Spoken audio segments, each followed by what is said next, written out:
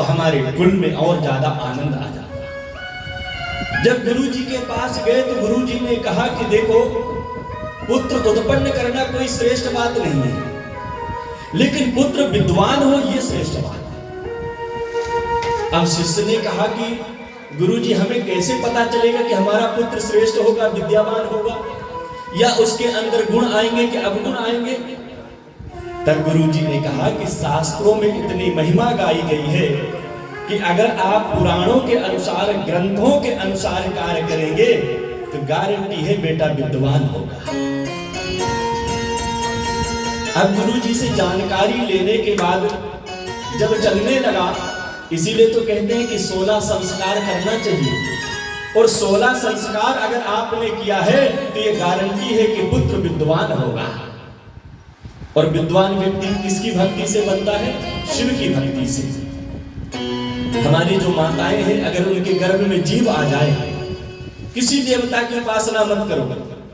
अगर पुत्र विद्वान चाहिए, अच्छा चाहिए, संस्कार हो, गुण हो, शिव की उपासना करो 9 महीने तक। जो बेटा पैदा होगा महाराज, कुलीन कुल का विद्वान पुत्र होगा और आपकी 7 पीढ़ी का उद्धार कर देगा।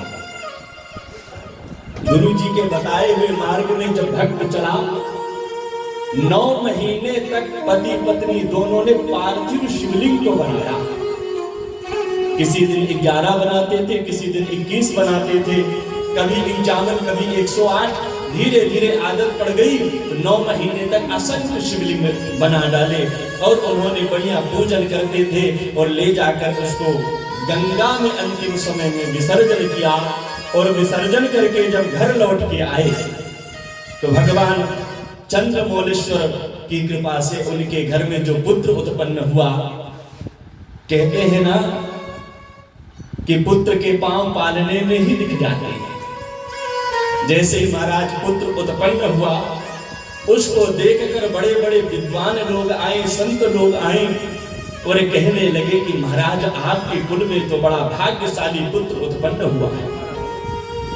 माता पिता आनंदित हो गए, और माता पिता जब आनंदित हो गए, उन्होंने गुरु जी के सामने हाथ जोड़ा और कहने लगे कि गुरु जी, अगर आप ना मिलते, आप मार्ग ना बताते, तो हो सकता है ऐसे पुत्र की प्राप्ति नहीं होती। इसीलिए जीवन में कहा गया है कि गुरु जो है सर्वोपरि है। अगर आप गुरु की बात को मानते हैं, अनुसरण करते हैं और उसी विधि से उपासना करते हैं, तो निश्चित रूप से फल मिलता है। विद्वान पुत्र चाहिए तो भगवान शिव की उपासना करो, लक्ष्मी चाहिए तो नारायण की उपासना करो, धन पद चाहिए तो बंसी वाले की उपासना करो, और कुछ नहीं चाहिए अगर जीवन में हनुमान जी की सेवा करो। अपने आप ही देने लगते हैं, फिर कोई ठिकाना नहीं रहता कि हमारे पास आएगा या नहीं आएगा। क्यों? क्योंकि जैसे ही सुनते हैं प्रभु चरित्र सुनबे को रसिया, राम लखन सीता मन बसिया। जैसे ही भगवान के चरित्र को सुनते हैं, राम जी के चरित्र को सुनते हैं, हनुमान जी आनंदित हो जाते हैं और भक्त की कामना पूर्ण करने लगते हैं। बोले शंकर भगवान की जय हो।